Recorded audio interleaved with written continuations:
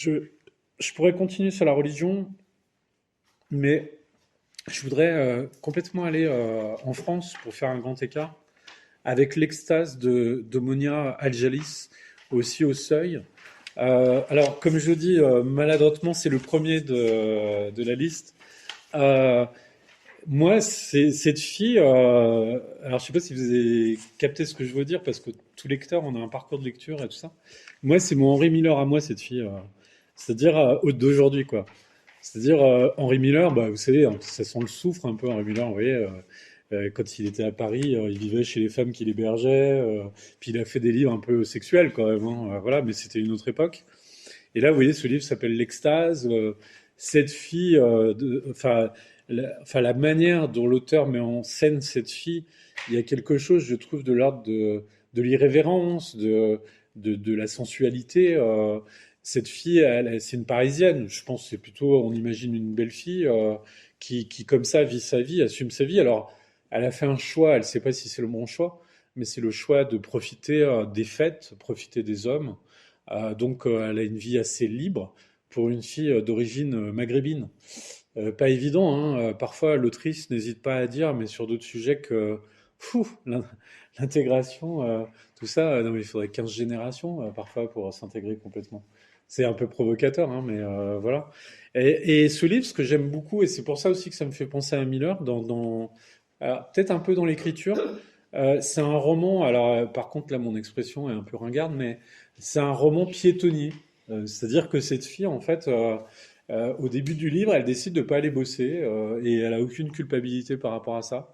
Elle se dit que ça sera l'occasion d'aller voir le psy, que ça sera l'occasion de se promener. Et donc c'est une Parisienne, hein, c'est une pure Parisienne, même si elle vient de banlieue parisienne. Et donc elle marche comme ça dans les rues de Paris, bon, dans le métro, dans un parc, tout ça. Elle est regardée, elle regarde. Et en fait, bah, vous savez, Paris, alors ok, c'est peut-être les monuments, tout ça, mais le spectacle de la rue, comme partout, est un spectacle parfois on voit un clochard, on voit la mort, parfois on voit quelqu'un de sa propre origine, il vous renvoie à un regard peut-être où il vous juge, parce que voilà, vous avez beau être affranchi de vos origines et de la religion, ben voilà. Donc en fait, il y a ce jeu permanent comme ça de regard qui fait une espèce de coulée dans Paris, où la rue, c'est ça aussi que je trouve un peu lié à Miller, c'est la rue, vous savez, c'est un truc où il y a plein de choses, quoi. C'est la rue, c'est sensuel, alors c'est le regard aussi, c'est la vue, c'est un sens qui est très fort, quoi, qui peut être très impactant. Et elle, en fait, c'est une espèce de jeu de double miroir, comme ça, elle qui regarde et qui est regardée, et puis les gens qui se laissent regarder. Enfin voilà, il y a quelque chose qui se passe dans cette traversée de Paris. Et il y a plein de choses de dites. Et même si cette fille, je parle de l'héroïne, hein, même si cette fille, quelque part,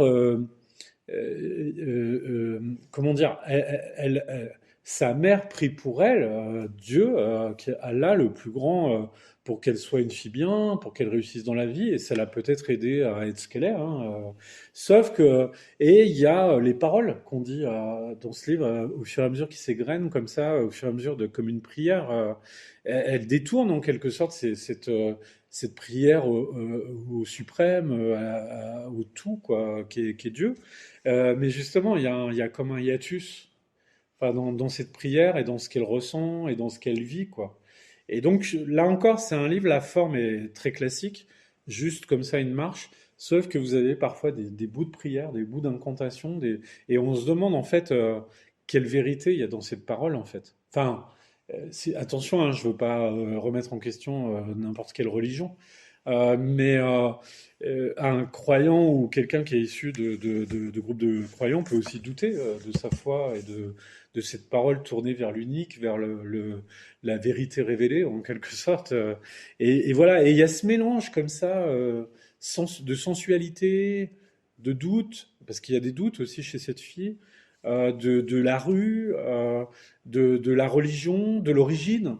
Moi, je trouve que c'est un roman original. Euh, il y en a eu des romans comme ça de jeunes femmes qui parlent de leurs origines maghrébines en France et qui essayent de comprendre leur rapport à la France et au monde.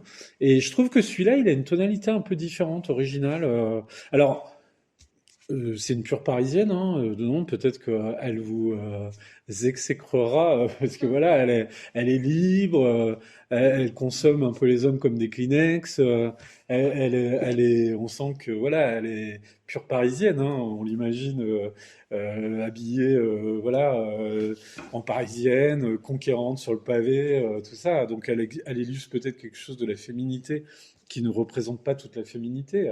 Elle se range dans un rapport aux hommes. Mais elle le dit à son psy, hein. Elle dit, mais est-ce que je fais bien de consommer comme ça la fête et les hommes? Est-ce qu'il n'y a pas une autre solution pour moi, pour peut-être vivre? Et le psy n'a pas grand-chose à répondre. Bon, enfin, il dit quelque chose, mais il n'est pas là pour juger un mode de vie ou un mode de... Enfin voilà. Donc il y a plein de dimensions et j'aime beaucoup ce roman parce que je trouve qu'il y a quelque chose de très sensuel dedans.